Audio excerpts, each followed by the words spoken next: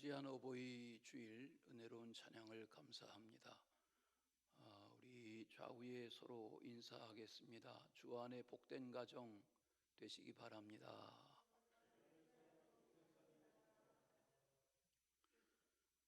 여러분, 효도가 뭐라고 생각하십니까?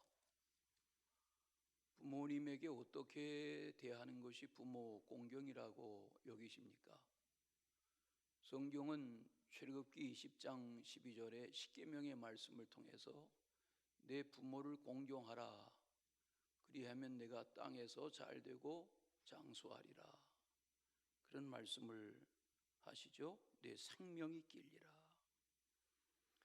사도 바울은 에베소서 6장에서 이렇게 말합니다. 자녀들아, 주 안에서 너의 부모에게 순종하라. 이것이 옳으니라. 내 아버지와 어머니를 공경하라. 이것은 약속 있는 첫 계명이니 이로써 내가 잘되고 장수하리라. 어떻게 살아가는 것이 부모에게 효도하고 공경하는 길일까? 부모를 떠나 살면서 부모를 자주 찾아뵙는다든지, 부모에게 일정하게 용돈을 드린다든지, 또 부모에게 건강에 좋은 맛있는 음식을 사드린다든지, 부모님을 모시고 여행을 간다든지 다 필요하죠. 귀하죠. 그러나 자녀가 어떻게 살아가는 것이 부모의 기쁨이고 부모의 보람이고 또 부모를 공경하는 길일까? 오늘 12제자 중에 한 제자인 가룟 유다가 잘못되고 그 빈자리에 제비 뽑아서 마띠아라는 한 사람을 12 중에 한 사람으로 충원하는 그런 내용이 오늘 사도행전 1장에 담겨 있습니다. 아니, 부모님 주일에 웬 마띠아 12제자로 보충하는 이야기인가? 이렇게 질문하실 수 있겠죠. 여기 마띠아라는 그 제자의 이름, 마티디아스라는 이름은 여호와의 선물이다. 그런 좋은 이름 뜻을 가지고 있습니다. 나중에 아프리카의 에디오피아 지역을 선교하다가 순교했다고 전해지기도 하고, 또 어떤 설에는 동족인 유대인에게 선교하다가 동족에게 유대인에게 돌에 맞아 죽임당했다. 그런 설이 전해집니다. 마띠아의 얼굴은 우리에게 알려지지 않았죠. 주님의 얼굴도 다 상상으로 그려진 그림이지 예수님의 실제 형상을 알 수는 없죠. 그러나 미술가들은 상상으로 12제자를 그려내고 주님을 그려내고 그런 것을 보는데, 마띠아는 역사에 이런 모습으로 그려진 루벤스라는 화가 아십니까? 루벤스라는 화가의 사도 마띠아라는 작품에 보면 이런 모습으로 전해집니다. 사도라는 아포스톨로스라는 말은 왕이나 권세자의 위임을 받아서 특별한 사명을 감당하도록 보냄받은 사람, 저들을 사도라 이렇게 말합니다. 모세 때의 모세, 다윗 때의 다윗, 엘리야 때의 엘리야, 엘리사 때의 엘리사, 이런 인물들이 다 사도성을 가진 보내심을 받았던 인물들인 것을 봅니다. 그 외에도 수많은 구약의 인물들, 신약의 인물들, 교회 역사의 인물들 마찬가지죠. 성경을 대하다 보면 예수님의 아우인 야고보나 바나바도 사도라고 그랬습니다. 갈라디아서 1장 19절에 보면 주의 형제 야고보 외에 다른 사도들을 본 적이 없다. 이 말은 예수님의 아우인 야고보도 사도 중에 하나로 불려졌다. 사도행전 14장 14절에 보면 바나바도 사도이고 바울이 사도다. 이렇게 증언한 내용을 알 수 있습니다. 부모는 아들, 딸이 이러저러한 인물이 되기를 기대하고 바라며 정성을 쏟아 양육하죠. 그러나 지난 주일에도 말씀드린 것처럼 아들, 딸, 자녀는 부모의 소유가 아닙니다. 그 한 인격을 통해서 하시려는 하나님의 이 일을 찾아가는 것이 양육이 되어야 합니다. 내 부모를 공경하라 하는 가르침은 부모와 자녀 사이에 마땅한 도리이고 윤리인 거 맞습니다. 그러나 과연 아들, 딸이 세상을 어떻게 살아가는 것이 부모를 공경하는 일인가? 평생 부모가 늙어 세상을 떠나기까지 부모 곁을 떠나지 않고 부모 공경하며 사는 것이 그것만이 부모 공경하는 길인가? 성경은 그렇게 가르쳐 주지는 않지요. 각 사람에게는 사명이 있습니다. 오늘 성도의 부모 공경에 대한 말씀을 주제로 정했는데, 믿음의 사람에게 있어서 주님이 말씀하시는 부모에게 공경해라 하는 말씀을 어떻게 이해하고 소화하며 사는 것이 바람직한 일인가 하는 거죠. 성경은 이 마띠아의 부모에 대해서 언급하지 않습니다. 그러나 나중에 12 제자 중에 하나로 아들이 제비 뽑혀 보충되었을 때에 부모님이 살아계셨다면 아마도 자랑스러워하고 기뻐하였을 것입니다. 왜냐하면 여호와의 선물이란 이름으로 키워낸 아들인데, 그런 믿음으로 장성한 아들이 12 제자 중에 하나가 되었으니 얼마나 부모님에게 기쁨이 됐겠습니까? 부모를 공경하라는 교훈은 부모를 대하는 태도, 부모를 대하는 마음가짐을 말하는 거죠.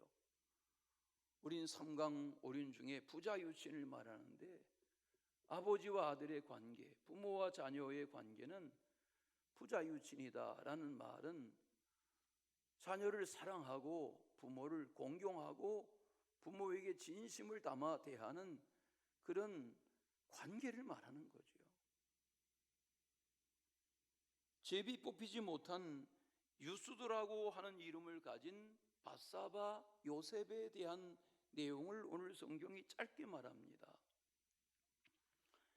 유수도라는 말은 의로운 자라는 뜻입니다.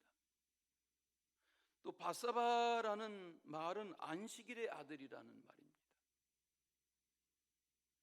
요셉이라는 이름은 여호와께서 더하신다는 뜻입니다. 그러니까 별명인 유수도를 비롯해서 바사바라는 이름이나 요셉이라는 이름이 다 신앙에 근거한 이름으로 별명으로 불려진 것을 보면, 제비에 뽑히지만 못했을 뿐 이 요셉이라는 바사바도 유수도도 훌륭한 믿음의 삶을 살아간 인물이 분명합니다. 여러분 어떻습니까? 우리 아들, 딸들이 세상의 어떤 주요한 자리에 택함을 받았다, 임명을 받았다, 또 내가 세상을 살아가면서 그런 어떤 자리에 임명을 받아서 연세 들어가는 부모에게 기쁨이 되게 했다.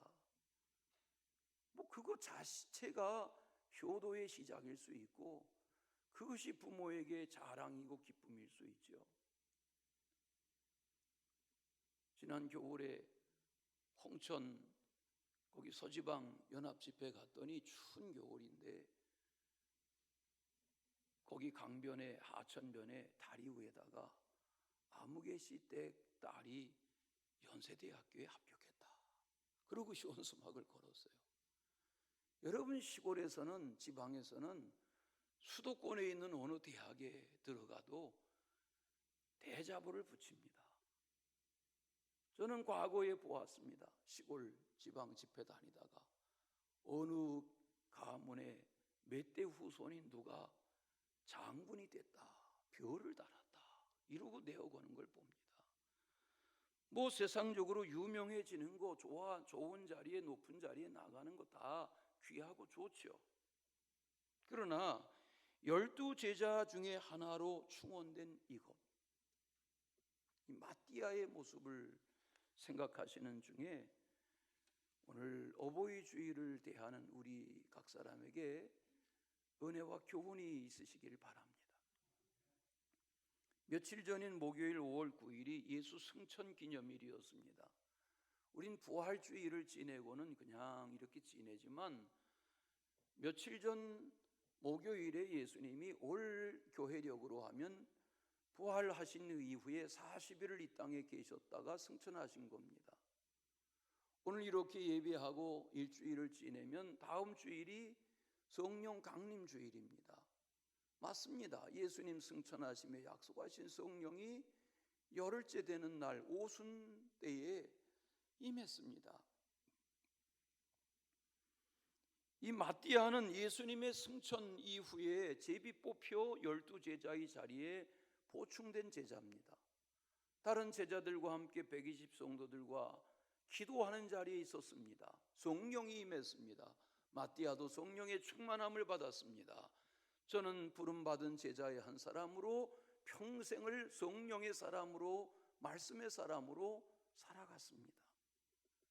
아마도 마띠아의 어머니 아버지가 살아계셨다고 하면 제자가 된 아들 마띠아, 성령 받은 마띠아, 사도의 길을 가는 마띠아, 믿음의 부모에게 자랑이고 기쁨이고 만족이었을 것이 분명합니다. 여호와의 선물이란 이름을 가진 마띠아, 그는 어떤 생을 산 어떤 믿음의 가정의 인물인가?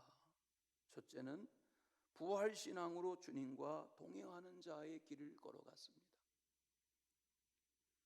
22절을 보실까요? 마띠아를 선택한 11 제자들의 마음가짐이 분명하게 드러납니다. 이렇게 말합니다. 22절. 항상 우리와 함께 다니던 사람 중에 하나를 세워 우리와 더불어 예수께서 부활하심을 증언할 사람이 되게 하여야 하리라. 맞습니다.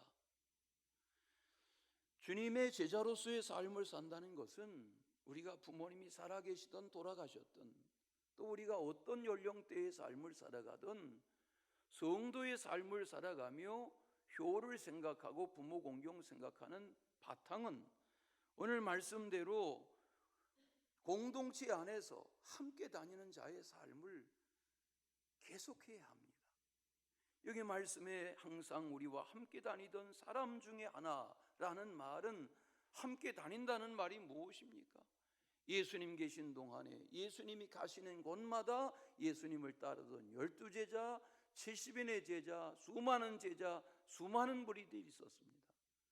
성경학자들은 이 마띠아는 12 중에 하나는 아니었지만 예수님이 구별하셨던 70인의 제자 중에 하나였을 것이다라고 말합니다. 중요한 것은 그 공동체를 떠나지 아니하고 주님이 땅에 계신 동안에 계속 주님을 따르던 이들 중에 한 사람이었습니다. 무슨 말입니까? 이렇게 우리가 주일날 맞아 예배하고 성도의 교제를 나누고 서로를 문안하고 서로에게 중보하고 이런 삶을 계속하는 것은 평범한 일상인 것 같지만 소중한 것입니다. 뿐만 아니라 더불어 예수께서 부활하심을 증언할 사람이 되게 하여야 하겠다. 이것이 사명입니다. 세상의 기준으로 말하면 그저 공부해라 공부해라, 좋은 학교 가라 좋은 학교 가라, 성공해라 성공해라, 그것이 전부인 것처럼 되어 있지만 성도는 달라야 하는 것입니다. 믿음의 사람은 예수 그리스도의 부활의 증인으로서의 삶을 살아갈 수 있어야 합니다. 다른 이야기 할 때에는 다 왁자지껄 하다가도 예수 부활을 증언할 상황에 대해서는 입을 딱 다무는 것이 아니라 예수 부활의 증인의 삶을 삶으로 살아갈 수 있어야 합니다. 이것이 진정한 효이고 이것이 진정한 믿음의 부모의 대를 잇는 공경의 길이 아닐 것입니까?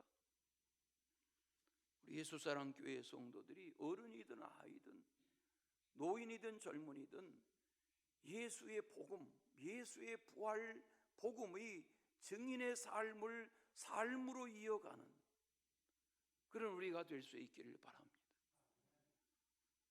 우리 전도 현장에 나서 보면 여기 버스킹하는 저보다 나이가 지긋해 보이는 그런 어른과 딸인지 하는 그런 모습의 젊은 여성과 나와서 찬양도 하고 말씀도 전하고 음악도 기독교 음악도 틀어주고 이렇게 하는 모습을 봅니다. 용기 있는 행동입니다. 아무나 하지 못합니다. 그러나 우리는 그런 방법 아닐지라도 우리의 일터와 직장과 생활 중에 예수 그리스도의 부활의 증인의 삶을 살아가는 것이 주님이 기뻐하시는 바이고 부모에게 자녀의 도리를 다하는 믿음의 유산을 이어가는 길이 될 것입니다.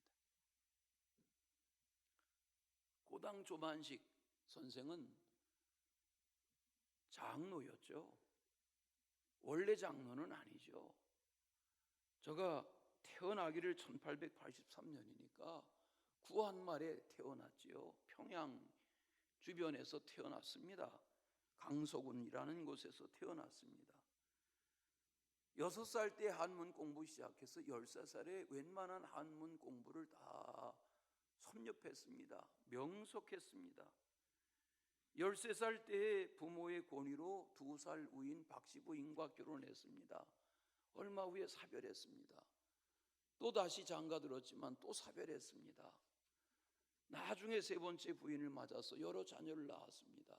가정이 평안하지 못했습니다. 사별의 아픔을 겪고 또 겪어야 했습니다. 그런 저가 15살에 포목상을 시작했는데 돈을 많이 벌었습니다. 소년 사업가였습니다. 이미 10대 때 술도 잘 마시고 돈도 잘 썼습니다. 왜? 10대 때 이미 사업가로 자리 잡았습니다. 돈을 벌 줄 알았습니다. 술과 담배를 즐겼습니다. 청년기를 지냅니다. 장대현 교회 친구 따라 갔다가 그 당시에 이미 일제시대가 시작되기 전인데 1500명이 주일날 모이는 장대현 교회 예배를 보고 깜짝 놀랍니다. 왜? 그 당시에는 그렇게 많은 사람이 한 공간에 모이는 이해가 없습니다. 1500여 명이 모여서 한 공간에서 찬송을 부르고 기도를 하는데 온 몸이 오싹했습니다. 이들이 뭐하는 사람들인가? 그리고 복음의 눈을 떴습니다. 그리고 교회를 가까이 했습니다. 이게 그의 시작입니다. 23살 때 부모에게 설득해서 숭실중학교에 입학했습니다. 기독교 학교죠. 선교사들이 세운. 거기서 도산 한창호를 만납니다. 남강 이승원을 만납니다. 어떻게 살아야 할지를 깨닫습니다. 나라를 살리는 길은, 국군이 기울어 갈 때 나라를 살리는 길은 실력을 먼저 키워야 된다. 일본에 유학 갔습니다. 영어 공부 열심히 하고 수학도 열심히 공부했습니다. 영어 원서 공부하느라 책을 읽다가 인도의 간디라는 인물을 읽게 됐습니다. 무저항주의의 인도를 대표하는 시대적인 지도자였던 이 간디에 대한 영향을 받습니다. 그는 나중에 한국의 역사가 조만식을 말할 때 조선의 간디라는 별명을 붙여줬습니다. 그는 메이지대학에서 법학을 마치고 돌아와서 숭실학교에서 오산학교에서 후학을 가르칩니다. 교장으로 8년 동안 학교를 발전시켰습니다. 수많은 인재들을 키워냈습니다.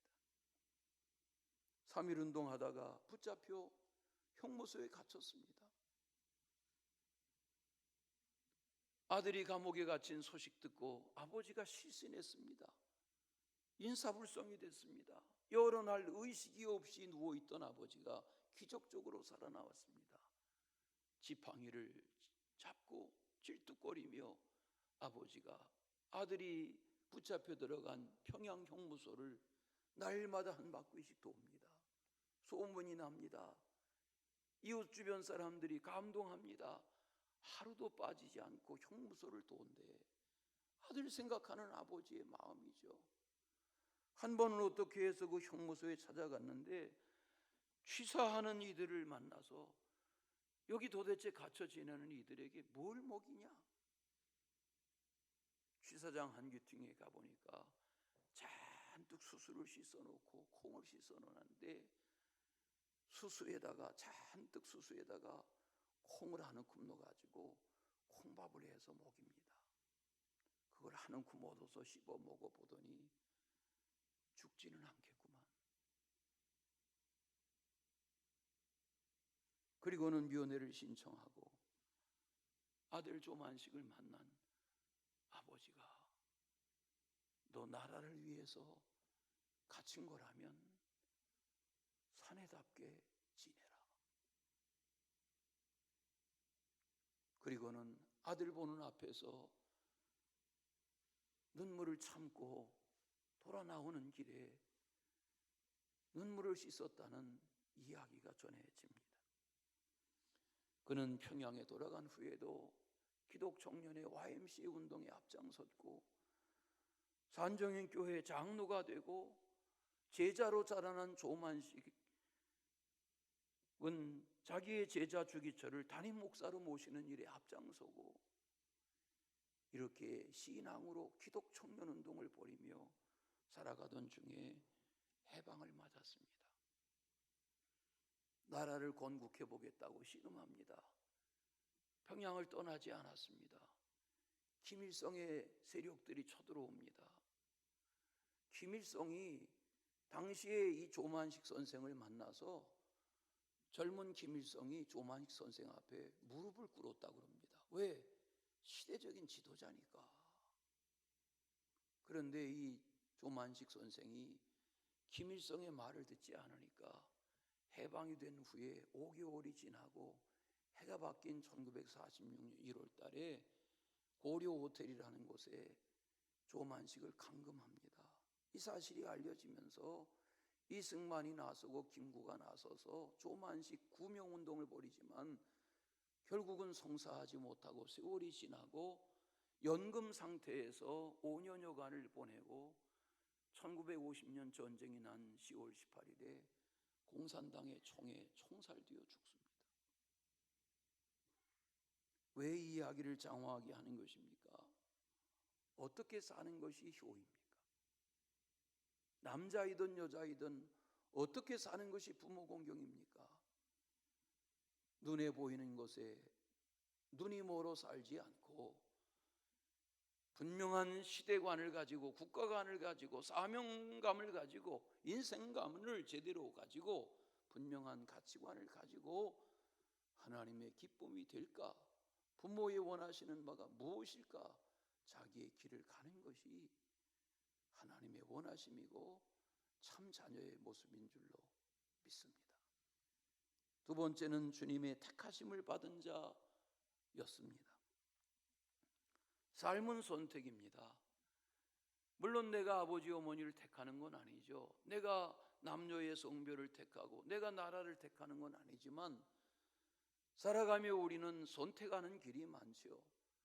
우리가 무슨 학교를 선택하고 친구를 선택하고 배우자를 선택하고 전공을 선택하고 직장을 선택하고 하는 이 일은 나의 선택의 삶의 여정일 수 있지만 하나님 편에서 보면 어떻게 해서 마띠아가 예수님의 12제자의 하나가 되었는가? 이것은 하나님의 선택이며 예수님의 선택인 거죠. 제비뽑기의 방법으로 그리하게 했다는 것입니다.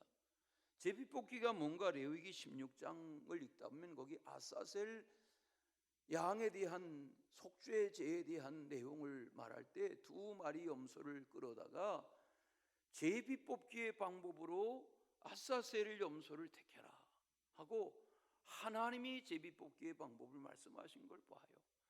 여호수아서를 읽다가도 보면 가나안 땅을 분배하기 위해서 그림을 그려오라 하고 12지파에 분배할 땅을 선택하게 할 때에 여호수아가 하나님의 레위기의 명대로 제비뽑기 방법을 택한 것을 봐요. 24절을 보시겠어요? 제비뽑기 전에 먼저 기도했습니다. 무사람의 마음을 아시는 주님의 뜻을 구하고 기도한 것입니다. 이 사람이냐 저 사람이냐를 고민하지 않고 주님의 뜻을 구한 것이 제비뽑기 전에 기도한 것입니다. 오늘날도 마찬가지입니다. 우리 각 사람이 실력을 키우고 능력을 키우고 역량을 키우고 믿음으로 살아가는 중에 하나님이 이런 일도 맡기고 저런 일도 맡기실 때 그 주어지는 일을 택함받은 자의 순종으로 사명으로 감당하는 것이 부모의 기쁨이고 하나님의 뜻을 따라 사는 길이 되어야 할 것입니다. 우리 각 사람이 택함받은 삶의 현장에서 우리가 다 다른 여건에 사시지만 내가 택함받았다, 이런 믿음이 있으시기를 바랍니다. 아유, 어떻게 하다가 내가 이런 집구석에 시집와서, 그러지 마시고 하나님이 나를 이 가정에 선교의 사람으로, 사도로, 사도성을 가진 보냄을 받은 자로 이 가정에 이 아내, 이 남편, 이 자녀, 이 부모, 이 환경 속에, 이 일터에 하나님이 나를 택하여 세우셨다, 그런 자기 발견이 있으시길 바랍니다. 내 인생을 남이 살아준 것 아니잖아요. 우리가 요즘 예수의 길이라는 찬양을 자주 부르는데 그 예수의 길이라는 찬양의 가사를 가만히 따라 부르다 보면 안개 속에서 주님을 보내, 아마 이게 이 찬송의 작사자가 안개 속에서 새벽 예수님 붙잡혀 가시던 그런 예수님의 장면, 혹은 부활하신 예수님이 안개가 자욱한 갈릴리 해변에 오셔서 제자들을 불러내시던, 고기를 얼마나 잡았느냐, 153마리 고기 더 잡게 하시던 부활 이후에 주님의 그 새벽, 이런 장면을 연상하게 하는 그런 찬양으로 시작하는데 그 뒤에 보면 주 말씀하시네, 내 손 잡으라고, 이렇게 찬양하잖아요. 내 손을 잡으라고가 뭐예요? 주님의 택하심 속에 응답하며 살라는 가사가 아닙니까? 내가 곧 길이요 진리요 생명이니 나 그 길을 보내 주 예비하신 곳 나 다른 길로 돌아서지 않으리. 이 고백 속에 담겨있는 택함 받은 자의 믿음을 가지고 사는 그런 은혜가 있으시기를 축원합니다. 예수님의 길은 좁은 길입니다. 우리는 주님의 손 잡고 걸어가야 합니다. 주님의 손에 붙잡혀 걸어가야 합니다. 찬양의 가사가 그것 아닙니까? 주 손 잡고 그 무엇도 두렵지 않습니다. 주님 주신 약속이 내게 있기 때문입니다. 이런 믿음을 가지고 택함 받은 자의 길을 굳굳이 가는 그런 은혜가 있으시기를 축원합니다. 마지막은 보내심을 받은 자의 사명을 다하는 자, 이것이 부모를 공경하는 길이며 하나님의 뜻대로 살아가는 길이 되어야 할 것입니다. 여기 마띠아는 본문에 보시면 봉사와 및 사도의 직무를 대신할 자로 제비 뽑힌 것입니다. 주님은 오늘날도 주님의 일을 겸손하게 섬겨나갈 봉사자를 찾으십니다. 우리가 하나님의 일을 섬기잖아요. 서로를 섬기고 다 섬기죠. 여러분 얼마나 주말이면 고단하십니까? 다 아직도 잠자리에서 주중의 고단함을, 피로를 풀려고 누워있는 이들이 얼마나 많을 터인데 다 고단하지만 일어나서 이른 아침부터 준비하고 달려와서 우리가 서로를 섬기고 주님을 섬기고, 이게 뭐지요? 이런 섬김 속에 우리는 주님의 이 사도성을 계승하는 거죠. 뿐만 아니라 사도의 직무를 대신할 자를 뽑았다. 섬기는 일, 봉사의 일은 수고로움이 있고 사도라는 직임은 명예로움이 있는 거죠. 그렇지 않습니까? 내가 주님의 사도가 되었다. 얼마나 자랑스러운 일입니까? 이 자랑스러운 직무에 존경받는 권위를 가지고 우리는 섬기는 것입니다. 22절에서 언급하는 유다, 가룟 유다죠. 가룟 유다는 어리석은 길을 갔습니다. 불행한 길을 갔습니다. 잘못된 길을 갔습니다. 여기서 말하는 그의 제 곳으로 갔나이다라는 말이 무엇입니까? 구원받지 못하는 심판의 길을 선택하고 말았습니다. 왜입니까? 사단의 꾀임에 넘어가고 말았습니다. 믿음의 길이 무엇입니까?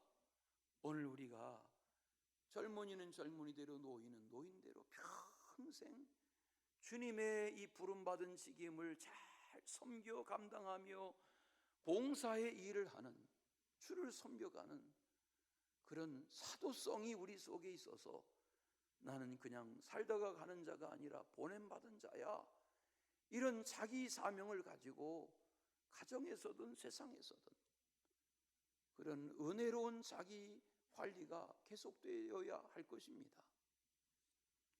주중에 이미 새벽기도 시간에도 금요기도 시간에도 언급했지만, 여러분 지난 주중에 마음 아픈 사건 아시잖아요. 수능 만점자입니다. 명문의대라는 말이 우리가 뭐 말하지 않아도 뻔하지요. 중학교 동창 여학생이었습니다. 그도 같은 명문 학교에 들어갔습니다. 연애했습니다. 사귀다 보니까 성격이 안 맞으니까 여자친구가 그만 사귀자. 그럼 그만 사귀면 되죠.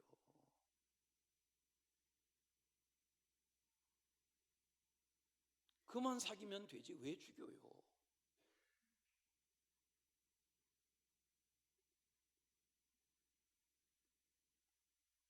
공부 잘하는 게 다가 아니잖아요. 명문학교 가는 게 대답이 아니잖아요. 야, 누가 명문학교 갔대, 명문의대에 갔대, 그게 자랑이 아니잖아요. 사람을 살려보겠다고 의학 공부하는 거 아닙니까?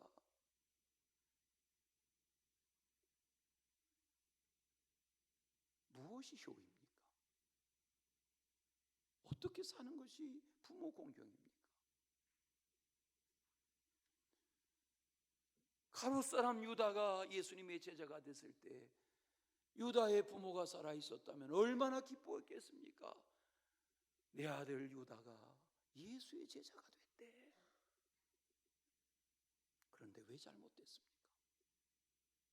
무엇이 효입니까?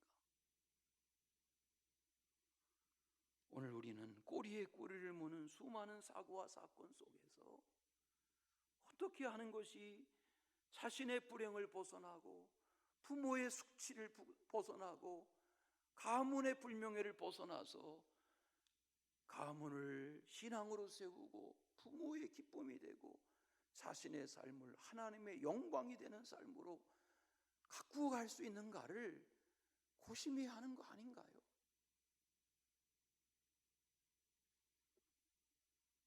동생 아벨을 죽인 가인이 그랬잖아요. 뽑힌 용사 중에 하나였던 아간이 아이성 전투에서 그랬잖아요. 아굴골짜기의 가족이 다 능지처참이 되고 말았잖아요. 돌무덤의 주인공이 됐잖아요. 사울은 왕이지만 왜 불행해진 건가요? 저들의 불행한 모습을 부모가 알았다면 어떻게 사는 것이 효인가요? 부모님이 살아계시던 아니 계시던 어떻게 살아야 하는 것입니까? 지난 월요일에 우리 속장 워크숍 나들이 했습니다. 일찍 출발해서 대전의 수목원 곁에 노아의 방주 전시장 둘러봤습니다. 저 구리에 있는 조그마한 교회가 60여 명의 어린아이 성도들이 담임 목사의 꿈을 성취해가는 일에 협조자가 됐습니다. 노아의 방주를 건설하기 시작했습니다. 수많은 동물들을, 또 수많은 새와 물고기들을 다 나무 토막으로 목각했습니다. 10년 세월이 지났습니다. 이제는 처처에서 저들을 초청해서 전시회가 열립니다. 작은 방주가 건설되었지만 우리는 그 과정을 돌아보면서 많은 교훈들을 받습니다. 노아가 누구인가요? 창세기를 읽다 보면 5장에 노아의 아버지는 라멕입니다. 182살의 아들 노아를 낳았습니다. 노아의 할아버지가 무두셀라입니다. 노아의 증조 할아버지가 에녹입니다.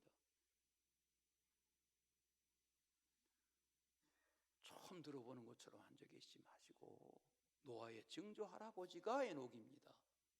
하나님과 동행하다가 365년을 살다가 하나님 앞으로 죽음을 보지 않고 간 증조 할아버지가 에녹입니다. 그 에녹이 무두셀라를 낳았습니다. 인류 역사의 최장수 아닙니까? 969세니까. 그 무두셀라가 노아의 아버지 라멕을 낳았습니다. 라멕은 자기의 아버지 무두셀라보다 일찍 세상을 떠났습니다. 홍수를 보기 전에 세상을 떠났습니다. 그런데 이 라멕은 아들 노아를 낳아놓고 이름을 짓습니다. 여호와께서 땅을 저주하심으로 수고롭게 일하는 우리를 이 아들이 안위하시리라. 그런 하나님의 예언의 말씀을 듣고 그런 하나님의 말씀이 함축된 이름에 노아라는 이름을 짓습니다. 이 저주스러운 세상에서 하나님의 안위를 체험할 인생으로 하나님이 저를 쓰시리라. 그런 예언의 말씀을 따라 노아라는 아들의 이름을 짓습니다. 이 노아가 하나님의 은혜를 입습니다. 당대의 완전한 자의 삶을 지향합니다. 하나님이 저를 옳게 여기십니다. 하나님의 명하신 방주건설을 위하여 120년 세월 말씀을 준행하며 삽니다. 노아는 하나님의 마음에 드는 아들이었습니다. 노아는 자기의 아버지 라멕이 세상을 일찍 떠났지만 아버지의 흡족한 신앙의 대를 잇는 아들이었습니다. 어떻게 살자는 것입니까? 무엇이 하나님의 뜻과 사명을 깨달아 사는 길입니까? 어떻게 살아야 합니까? 참다운 효가 무엇이며 진정한 부모 공경이 무엇인지를 깨달아 내 삶의 자리에서 하나님을 흡족하게 해드리는 그런 신앙의 명문가를 이루시기를 축원합니다. 사랑의 주 하나님 아버지, 오늘 우리에게 말씀하시는 말씀을 깨달아 시대적인 하나님의 사람들처럼 마띠아처럼 하나님의 원하시는 삶을 살고 부모의 신앙적인 기대에 부응하는 삶을 사는 하나님의 사람들 되게 하여 주시옵소서. 예수 그리스도의 이름으로 기도하옵나이다. 아멘.